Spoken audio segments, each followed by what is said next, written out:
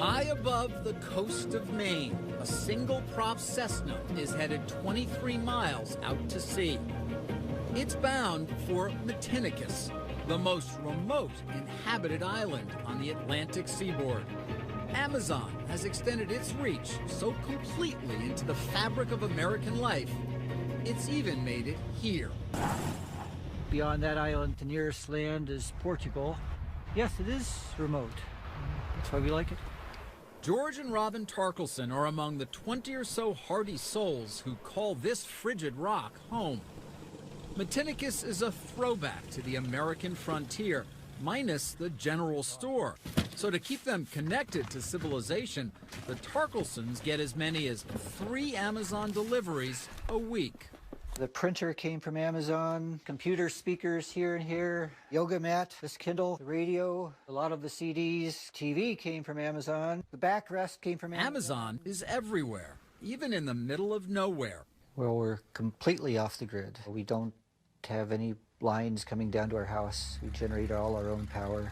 It's roughing it, except for this cable snaking into the woods, their lifeline to Amazon. There's almost nothing the Tarkelsons need that Amazon can't send them. You know, there's got to be a catch. There's no way that a washing machine is going to make it out here.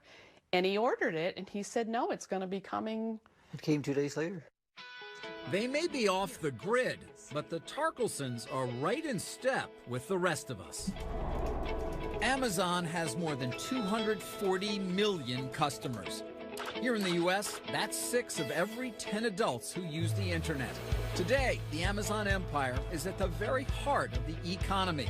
A retail megastore, bookseller, entertainment studio, music service, and grocery store on track to bring in $90 billion a year in revenue. And it's all the creation of this man, Jeff Bezos, a driven, hyper-rational entrepreneur who has staked a claim on almost everything we buy. His most recent venture? I can't wait for you to get your own hands on it and look at it. An Amazon smartphone. Just the latest gambit from someone who has defied expectations from the very beginning. It was 1994. No broadband. No Wi-Fi, just a new thing called the internet. I found this fact on a website that the web was growing at 2,300% a year. At 30, Bezos was working for a New York hedge fund that was looking for commercial opportunities. The idea that sort of entranced me was this idea of building a bookstore online. Americans were spending $19 billion a year on books. His store would not be limited by shelf space. It was very clear to me when I thought about it that way, that starting this company to sell books on the web, if I didn't try it, I knew I would always regret that. He was very explicit from the beginning that he thought there was an e-commerce gold rush going on. Bezos hired James Marcus to write book reviews in 1996. He constantly would say that brands are like quick-drying cement and that Amazon could not be permanently identified as a bookstore only. So that just led to this kind of frantic rush into every conceivable area of e-commerce. Amazon went public in 1997. By 2001, the dot-com bust had claimed its victims. Bezos emerged a survivor thanks to layoffs, cost-cutting, and a single mantra he's repeated for years. I believe that if you can focus obsessively enough on customer experience, focused on the customer experience, making sure we do a great job for customers. We try to make the best service we can, something that we hope customers will love, and then customers choose. Today, Amazon sales are well below Walmart's, but it sells more stuff online than its 12 closest competitors combined, including some items brick-and-mortar stores would never sell. From sex toys to swastikas, all found in those miles of shelves alongside TVs and tires. For photographer Seth Heinrichs, it's perfect. He pays $99 a year for a program called Prime. 2-day shipping, and a basket of perks. There have been moments where the Prime shipping has really saved my rear end because I have a shoot coming up and I need this piece or, whatever. Besides earning the company $2.5 billion a year in fees, Prime has gathered more than 25 million members. On average, after they join, those Amazon addicts double their spending on the site. It almost is a stream of consciousness. As I'm thinking about something that I know I need or that I know I want, it's something that I'll either quick do a price check on my phone or make sure that it's available through Amazon. That convenience is not just by design, but a cunning strategy. What's your sense of Prime as a tool and what it's meant to Amazon? You're charging consumers to participate in your loyalty program so you can sell more to them? That is amazing. David Selinger is a former Amazon manager who was hired to maximize profits by dissecting customer behavior. He explained to us that nothing on the Amazon website is left to chance. And every single thing that happens here is a result of data. Absolutely. Maximizing the profit for every single pixel on the Amazon website. Does Amazon measure how long I'm on a site, whether I click off, and whether it matters in terms of how quickly a page comes up? Absolutely. So when I was at Amazon, we looked at millions of different sessions, millions and millions of different consumers. And when they were shopping, if the website was 1/10 of a second slower, we lost 1% of the revenue. 1% of the revenue. Even taking 1/10 of a second longer to render the page could cost Amazon as much as 1% of their total sales. And so we analyzed that very, very deeply. If you have to click multiple buttons, if you have to wait for too long, if you have to enter a lot of information, all of those things create friction. And friction exponentially kills the joy of shopping. Nadia Shorobora was a member of Jeff Bezos' S-Team, the inner circle of executives who run the company. A Russian-born mathematician, Shorobora is the mastermind behind Amazon's computer brain. It's about customer convenience, and convenience comes from selection. And if we guarantee a selection, we simply guarantee that customers will not search for items anywhere else. Trigger fingers like Heinrich's now shop at the speed of thought. He uses one click, the ability to bypass the shopping cart and buy in an instant. Another Bezos masterstroke. You gotta be careful with one click. One click can get you into a lot of trouble. If you're not doing the math in your head, it's just too easy to be impulsive with my purchases. It's instant gratification, even miles from anywhere. The one-click shopping, that's dangerous. I have to always take my hands away and say, okay, think about it for 10 seconds. Don't hit the button, just think about it. Is it a want or a need? Pasta, comfort food, and Cheerios. Coming up, face-to-face with the smartest guy in the room. So Jeff's initial wording, I believe if I remember correctly, was that it was one of the stupidest ideas he'd ever heard. Leading by confrontation when we return.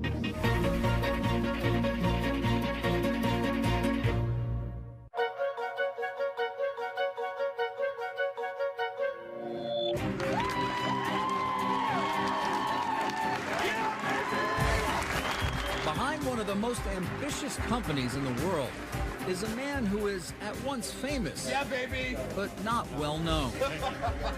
Amazon founder Jeff Bezos can seem more like the guy next door than one of the wealthiest men in the world.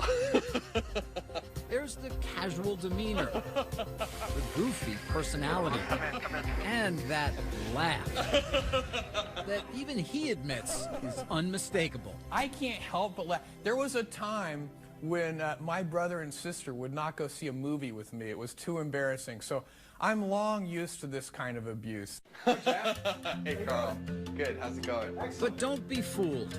Beneath the disarming exterior is one of the most cerebral, determined, and calculating business leaders ever.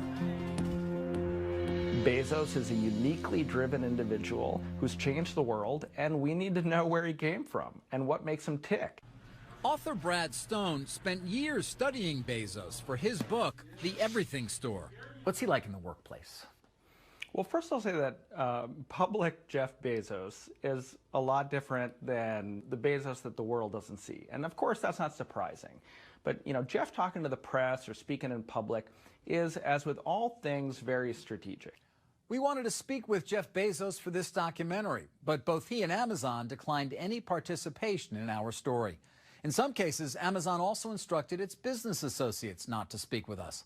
But many former company executives did talk. It's those conversations, as well as past interviews with Bezos, that help paint the picture. Do you recall your first conversation with Bezos? I very markedly remember my first conversation with Jeff Bezos. There are very few people that have met Jeff that don't remember their first conversation with him. David Selinger joined Amazon as a data mining expert in 2003 and today runs his own research firm. I felt somewhat intellectually intimidated by him, to be honest with you. He was just so smart and so driven and so confident in himself that sometimes it felt like I was getting squished out of the room. One of Selinger's proposals was to sell advertising on the Amazon homepage, but Bezos wasn't buying it. Yeah, so Jeff's initial wording, I believe, if I remember correctly, was that it was one of the stupidest ideas he'd ever heard. I think he was being subtle in that. And so my team actually built a model that was able to predict how much profit we would generate from it and whether it would affect consumers negatively. So he takes a look at it, and then he's perhaps more of a believer, or at least willing to take a shot. What I really respect about Jeff in that moment, this is probably the seminal moment in my career, to be totally frank with you. The seminal moment in your career? Absolutely. Why? Because you're sitting across from a billionaire, and the billionaire tells you that he thinks your idea is stupid, but he's still willing to do it. How often have we had a chance to do that any time in our lives? To turn and sway the tide of somebody smarter, more experienced, and certainly more powerful than we are. On an overcast Seattle afternoon, we spoke with two former Amazon executives. So this was about 2000 is when we actually moved into this building. Okay. John Rossman and Randy Miller. Jeff Bezos a tough guy to work for? He has a low tolerance for thinking small, acting small, or not being extremely sharp. Or rationalizing. If you start giving rationalizations and excuses, or pointing the other direction, he'll slice you to shreds. He's got a very effective, sarcastic bent to him. Both Rossman and Miller say Bezos not only invited confrontation, he demanded it. And woe to anyone who didn't measure up. Yeah, I've seen people sitting there. I remember one person said to me, "Oh my God, I was just praying that I was going to have a heart attack, so this would stop." It's that bad. That bad. I mean, it was just one of those meetings where they had not been prepared. And I can remember at one point he said, "I don't know if this is sheer stupidity or gross incompetence," and you know, kind of one of those. Or both, right? Or both, right. Yeah. If your math doesn't add up, if your logic isn't right, if you haven't thought it quite through, if he thinks of questions that you haven't considered, then he could be tough. In his book, Brad Stone describes a gifted student who grew up in Texas and Florida, raised by his mother and adoptive father. Stone also made an extraordinary discovery, locating someone Bezos hadn't seen in 45 years. His biological father, a man named Ted Jorgensen. I tracked him down to a bike shop outside of Phoenix, and I went and paid him a visit. To my surprise, he did not know what had happened to his son. And so it was pretty surreal having to explain to this very nice, sweet gentleman that his son, that he hadn't seen in 45 years, was one of the wealthiest men in the world. Yes, Jeff Bezos turned out all right. I liked him personally. He seemed like a guy with a cheerful demeanor and a good sense of humor. In 1994, Shel Kappan was the very first person Jeff Bezos hired. Kappan wrote much of Amazon's early software. He left the company, a wealthy man, in 1999. He believes his former boss will only increase his footprint. He's very persistent. He's very stubborn. He likes to think big. He likes to think long term and is willing to bet everything on that. We decided to go big. Today, Jeff Bezos has gone very big. He's worth some $30 billion, money he's used to fund a broad, even eccentric array of interests, from his own space exploration company to buying the Washington Post. And at age 50, the married father of 4 shows no signs of slowing down. You started this company with Jeff Bezos almost 20 years ago. Mm-hmm. When you think about its future, what do you think Amazon does from here? They're not going to stop until and unless some other force in the universe stops them. Global domination? Pretty much. Coming up, millions of packages, thousands of workers. Would you walk 15 miles a day in their shoes? It's really hard work, and people don't really understand how hard it is on you. The pickers, the packers, and the protests. Next.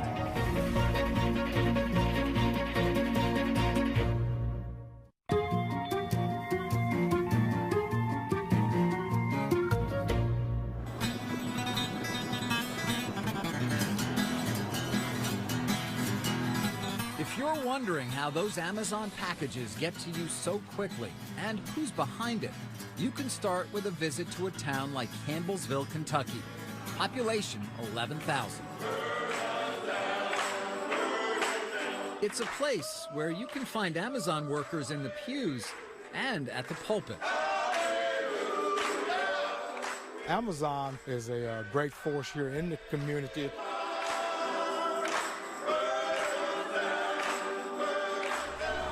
In an area desperate for good jobs, Pam Wethington's family is just one of many who have turned to Amazon.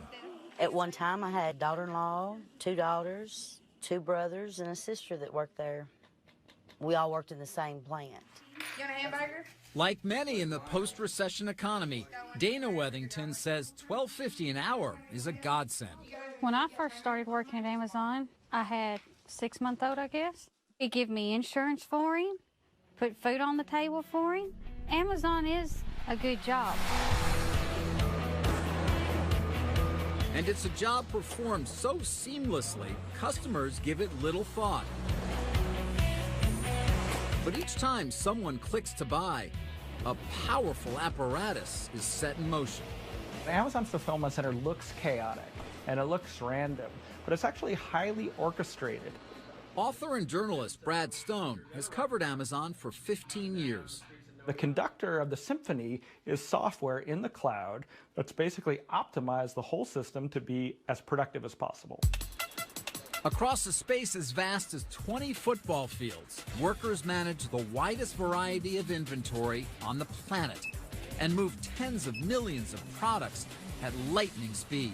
There is a promise of speed, which is completely sacred. Nadia Shorabora is one of the architects of Amazon's fulfillment system, a monument to efficiency, which at its peak handles 426 orders a second. When you receive an email message from Amazon saying that the item is on the way and you will get it tomorrow, that promise has to be met at any cost. Virtually every decision, down to which size box to use, is determined by sophisticated algorithms. Every associate move, every move of every item, every box flowing, every tote arriving, all of it is run and coordinated by one computer brain, which runs that fulfillment center. But for all its cutting-edge technology, Amazon fulfillment still falls on the backs of tens of thousands of workers performing manual labor. Dozens of former workers we spoke to describe an unforgiving pace and say too often speed and productivity mattered more than their well-being. I saw people last anywhere from a few days to maybe a month. Pickers like Stephen Abedili walk 15 miles or more each day to retrieve as many as 200 items an hour. A handheld device dictates every move and counts down tasks to the second. It would say I need to be in aisle 54, get this item, and then suddenly you're going to aisle 72 and you have 10 seconds. Abedili struggled to keep up and, like many, was eventually let go.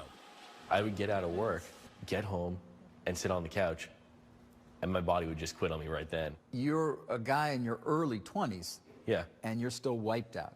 I was dead at the end of the day. The job also took its toll on Kay Johnson, a top performer who often packed more than 1,800 items a day. She left the company after 7 years and won a workers' compensation claim against it. My knees, my back, my hands, they're never going to be the same anymore. All because of Amazon, you know. But others had a good experience. I love the job. Loved the job. I loved being with the people. Doc Kane was a manager in Pennsylvania. He says the demands on workers are all in service to the customer. If things are slow in pick, it slows down pack, which slows down everything going out the door, which means you don't get your prime order on time. Warehouse work anywhere can be grueling. But a drumbeat of protests, lawsuits, and investigative reports in the U.S. and abroad have brought attention to labor issues here and raised questions about how hard Amazon pushes its employees. You heard the ambulance called all the time. People were passing out from the heat and, having trouble breathing. Dana Wethington and other former employees describe a corporate taskmaster that demanded workers meet strict productivity goals no matter what. They want you to make 100% regardless. And with the heat, it's so much harder to make it. It's excruciating at times. In Kentucky and Pennsylvania, workers collapsed from heat exhaustion. After those incidents came to light, Amazon took steps to assure its fulfillment centers have air conditioning. But we also heard claims from workers of mandatory overtime, breaks that were hardly breaks, and an obsessive scrutiny of every move. I feel like Amazon was a prison. Andrea Burris has worked other factory jobs. She says Amazon was different. You had a set time you could go to the bathroom. If you wasn't out of the bathroom within that time period, then they were looking for you. You could not stop if you were getting sick. You could not stop to get a drink of water without them questioning where you're at. We asked Amazon about conditions in its fulfillment centers. Company officials wouldn't speak to us on camera, but in a statement pointed to Amazon's strong safety record compared to others in its industry. They did not address claims of unrealistic performance demands. The number of items they pick per hour, the number of steps they take, it's measured. And when they're not as productive as their colleagues, they're put on alert. There's a line of other people in a lot of these communities waiting to take jobs. They're almost like robots, except they're obviously human beings. They're doing work that robots can't do. If they could, Amazon would probably eagerly replace their physical labor in their fulfillment centers with robots. The machine that Bezos has built is astonishing, delivering goods at a scale and speed never before seen in online commerce. Amazon has completely redefined convenience. But at what price? I used to buy items from Amazon before I worked there. I quit buying items from Amazon, and to this day I have yet to buy anything because I know how hard and strenuous it is on your body to actually be able to get a package to you. Coming up, this paintball business partnered with Amazon. Amazon has a huge amount of traffic. That's very valuable. They have a huge brand. But then their partner became their rival. I wish they didn't compete with me. Friendly fire when we return.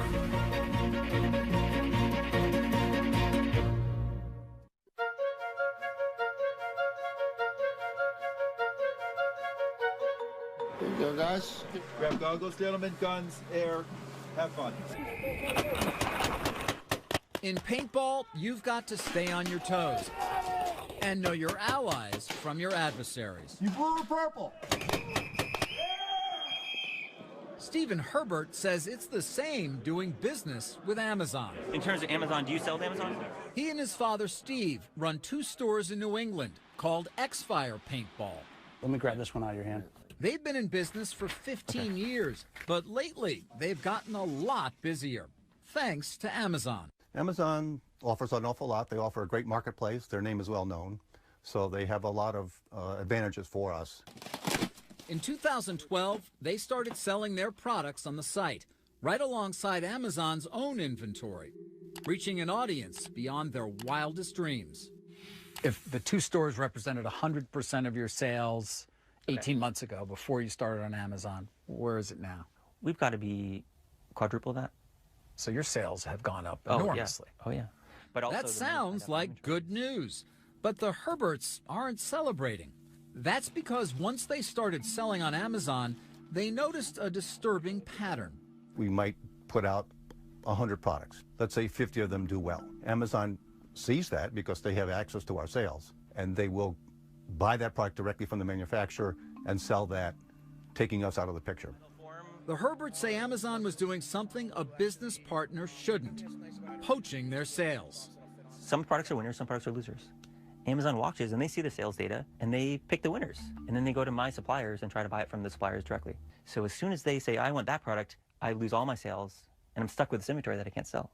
That sounds like a reason not to do business with Amazon. It certainly gives us second thought.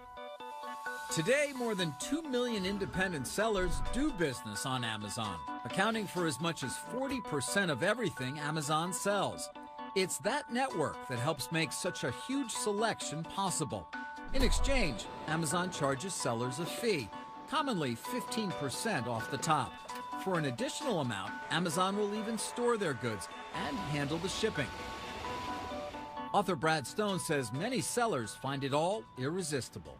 You get access to a fire hose of customers, 200 million plus customers with credit cards stored who are ready to buy. It is a deal with the devil in some ways, isn't it? Well, I think you probably get more benefit selling on Amazon than you would doing a deal with the devil. But it's funny because employees I talk to at Amazon describe it as kind of offering heroin to these customers. Like it's an addictive hit. The sales are great and your business starts to depend on it. But over the long term, it can be destructive because Amazon guts your margins and often competes with you. In a statement, Amazon told us its own retail business does not have direct access to the data from other merchants selling on its site. But it says it will seek out its own supply of a product and sell it directly if there is customer demand. We wanted to know more, so we spoke with more than 100 independent businesses across the country who sell on Amazon. Many said the arrangement is only a plus. But some 24 of them told us Amazon had undercut their sales by striking separate deals with their suppliers. Former Amazon executives John Rossman and Randy Miller are familiar with claims like that. From a startup, is it going to make it? Rossman, who left in 2005, was one of the chief designers of Amazon's third-party business. We've talked to a number of the merchants who sell on Amazon, and in particular, they share the same sentiment, which is, I have a best-selling product, and suddenly I find, not long after that, Amazon has sourced the manufacturer and is selling against me. Right. And they don't understand why Amazon's doing that. Yeah, I mean, that is the playbook. What do you mean when you say the playbook? I think the playbook of how to enter a business, learn the business, figure out where there's value and opportunity in the business, and then as they learn what works and what doesn't work, they start picking off the best part of those businesses. The rule of the playbook is either you're getting it or I'm getting it, and we would prefer to get it. Were they one of your biggest customers? Oh, absolutely, yes. Amazon was one of your biggest customers. Top 5 customer, absolutely, yes. Renee Arnold knows all about the hazards of doing business with Amazon, not as a third-party seller, but as a supplier. And it's better to have a sharp knife than a dull knife. Arnold is the North American CEO of Wusthof Trident, a German manufacturer of premium kitchen knives. Chefs worldwide love Wustof's fine cutlery. In 2002, Wusthof decided to sell inventory to Amazon just as it would to any retailer. It's amazing. They were really just buying, and we were shipping. I mean, that's all you want. They pay their bills on time, of course, have no problems with them. They were ordering, we were selling. Arnold says the problem came when Amazon started selling Wustof's knives below its minimum advertised price, a base level Wusthof sets to avoid cheapening the brand. Amazon was riding on our brand name and taking business away from our existing distribution. So in order to protect our general distribution, we decided to pull out of Amazon. You will not go back to Amazon. You're done. Done with Amazon, yes. What's the price point on it? Wusthof may be done, but scores of other suppliers and more than 2 million merchants swear by Amazon when they're not swearing at it. Amazon has a huge amount of traffic. That's very valuable. They have a huge brand. They're a reliable brand. I don't mean to diminish that. Like I said before, I wish they didn't compete with me. I don't understand why their 15% isn't enough to be enough for them. Some of those third-party merchants say, oh, they're taking 15%. It's a great business for them. Why are they competing with me when they could just be doing that at no cost? I mean, because they can. Because that's their nature. That's their nature, right. Coming up, this battle is one for the books. Do you worry at all about retribution from Amazon for speaking out against them? Sure. Yeah, I do. The plot thickens when we return.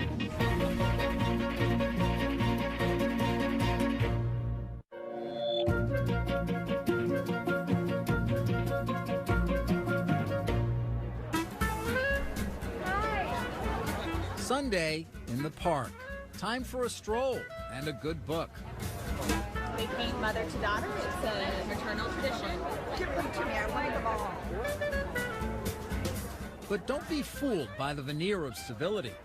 Amid the paperbacks and pulp fiction, a war of words is being waged between the biggest names in publishing and Amazon, the book-selling behemoth that has turned the industry on its head. They control the marketplace. They're the big guy. They're the big kid on the block. You can't piss them off. They're a huge gorilla. For publishers Dennis Johnson and David Gadeen, book fairs like this one are a battleground. We have people who come here with their cell phones and they'll scan the barcode of the book and they'll compare the price I'm charging to what they could get it for at Amazon, and they'll walk away. Amazon accounts for a third of both Gadeen and Johnson's sales. When you get together with other publishers, do you guys talk a lot about dealing with Amazon? Is that a subject? We do. At his Melville House imprint in Brooklyn, Johnson told us what happened when he crossed the online giant. We were asked to pay additional money, which would have put them getting a total discount beyond what we thought was not only workable for us, but legal. So we protested and refused to pay it. And what happened? Our books were pulled off of Amazon until we did pay it. And you continue to pay it, I guess, to this day? Yes, we haven't really disputed that since then. We can't afford not to have our books on Amazon. It's no longer just the talk of the industry. The battle has spilled onto the front pages. Well, I'll tell you what, Amazon, I have got a little package for you right here. Okay. When Amazon made it harder to buy books from the publisher Hachette, one of its authors, Stephen Colbert, let him have it. Wait a second. Here it is. So watch out, Bezos, because this means war. Amazon is bombing the cities. They're attacking, and the publishers are just kind of sitting back there and being shelled and going, what can we do? James Patterson is among the best-selling writers of all time. I have an idea pile here somewhere. I don't know and one of Hachette's biggest guns. I think books are important. Stephen King thinks books are important. J.K. Rowling thinks books are important, which is why all of those people are speaking up now and going, hey, Amazon, please, this is not the toilet paper industry. These are books. Are your sales going to be hurt as a result of this dispute? Absolutely. They are being hurt right now, of course. And there's a lot more to come? One would think that they're not just attacking Hachette. You got to believe that Random House and Simon & Schuster and whatever are next. We need to think about this because they are so powerful. Amazon told us that, like all retailers, it has a right to choose what inventory it stocks and on what terms. It also said it's working hard to come to a resolution with Hachette, and that when it negotiates with suppliers, it does so on behalf of customers to keep service and value high. It's just the latest controversy for a company whose growth has been dramatic. Amazon now controls more than a third of the book industry. Amazon was determined to gain market share from the beginning with loss leader pricing. James Marcus, who joined Amazon in the early days, said it's always been willing to forego profits to win customers. Right in the beginning when I was there, they kind of controversially began discounting New York Times bestsellers at 50%. Now, I think what a lot of people don't realize is that at that price, Amazon was losing money on every single one of those books. Losing money, but gaining power. After gutting brick-and-mortar retailers, publishers say Amazon can now strong-arm them for deeper discounts. You got two of the best in that series. Well, they're a very thuggish company. They don't take no for an answer. It's their way or the highway. And that's why people are afraid of them. Retail is a contact sport. So no, I think there were a lot of concerns in publishing. Obviously, as we got bigger, other sellers got smaller. Former Amazon executive Randy Miller left the company in 2006. He acknowledges that Amazon bullied publishers and makes no apologies. Well, the power went to Amazon, didn't it? Yes, yes, it did. Yes, it did. And Amazon always seems to press its advantage. Yeah, well, that's the handbook. It's rule number 2, I think. Press your advantage. And he did.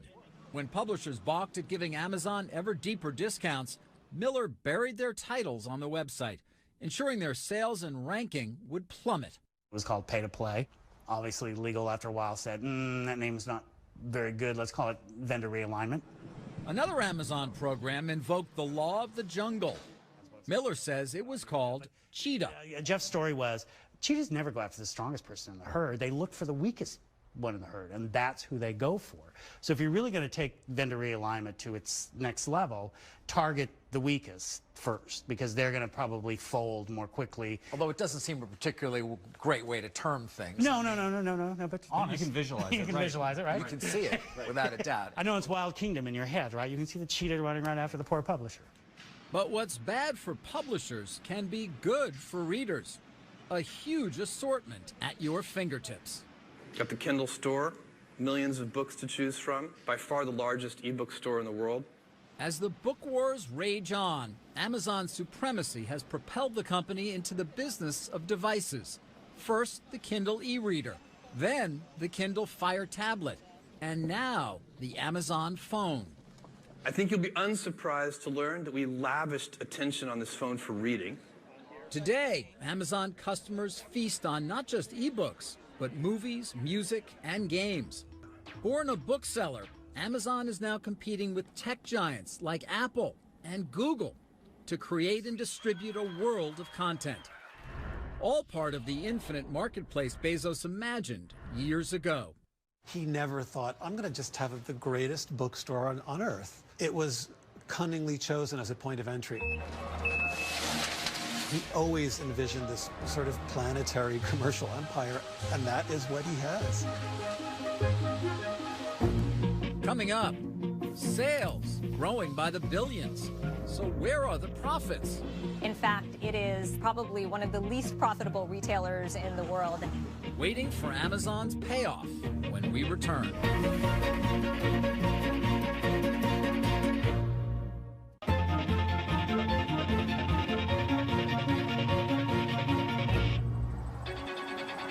If you want a window into Jeff Bezos' outsized ambitions, just follow the small yellow box. When Amazon revealed the idea of delivery by drones, it was widely considered a PR stunt. But it was also something more. A spectacular reminder that Bezos is always looking towards the future. Whether Amazon continues to soar or not may depend less on unmanned aircraft than unmet expectations. Over 2 decades, despite hundreds of billions in sales, the company has barely turned a profit. They are the teacher's pet of Wall Street. They get a free pass that nobody else gets. Sucharita Mulpolru is an analyst with Forrester Research and an Amazon skeptic. How much money are they really losing to win and to beat retail competitors like Walmart and Target? So how much money are they losing to win? It is my estimate that for all of the retail products that they ship from their distribution centers, it probably costs them $5 or $6 billion more to deliver that product to shoppers than what they bring in revenue. And that, Mulpolru says, can only be sustained if Amazon shareholders remain patient, happy to wait for the fountain of profits they believe will one day pour forth. I think that Wall Street loves the unknown because the unknown provides hope. And where there is hope, there is a case to be made that the answer is a really, really big payoff at the end of the rainbow. Many founders ask for that kind of faith from investors, but few actually get it. Jeff Bezos, once again, has proved to be different. You have to have a long-term orientation. You have to be willing to think long-term. The stakes are enormous, both for Amazon and its customers. The stock is up 15,000% since the company went public, but its profits are not. If that starts to worry investors, Bezos may feel pressure to boost the bottom line by raising prices. And as he said for years, that could spell trouble.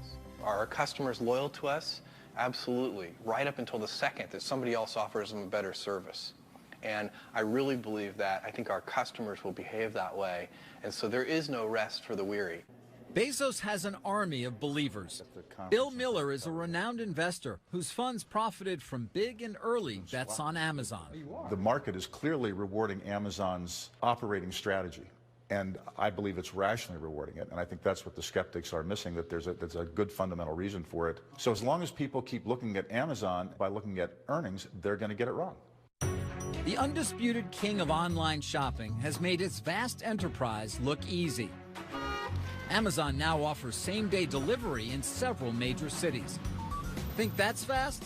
Nadia Shorabura says, just wait. I think the true vision is 1 hour. 1 hour? 1 hour. That's not possible. We are going what are you going to do? Drop it from a chute somewhere? I mean, we're going to have the same interview and the same conversation in 5 years, and we're going to see what happens. Whether that happens by drone or some other mind-boggling means, the point is clear. Bezos refuses to think small. You need to be able to invent. That means you need time, because invention implies trial and error, it implies failure, it implies experiments. Firefly recognizes 100 million different items. Amazon's new phone is further proof that Bezos is unafraid to challenge anyone. After upending publishing and retail, Amazon has begun its assault on the $600 billion supermarket industry. Its most promising venture may be Amazon Web Services, a cloud computing platform used by huge customers, from Netflix to the CIA. We have a culture here which is about pioneering, about inventing new things. We like to focus on the customer. We wake up in the morning in the shower thinking, how are we going to get customers to say, wow? Now, I happen to believe that this is a great business strategy. Amazon is looking to the future with plans for a massive new headquarters in Seattle. Its billionaire founder seems as voracious as ever, disrupting industries, antagonizing the status quo, selling everything to everyone, while his company, admired and feared, extends its reach by the day. I'm David Faber.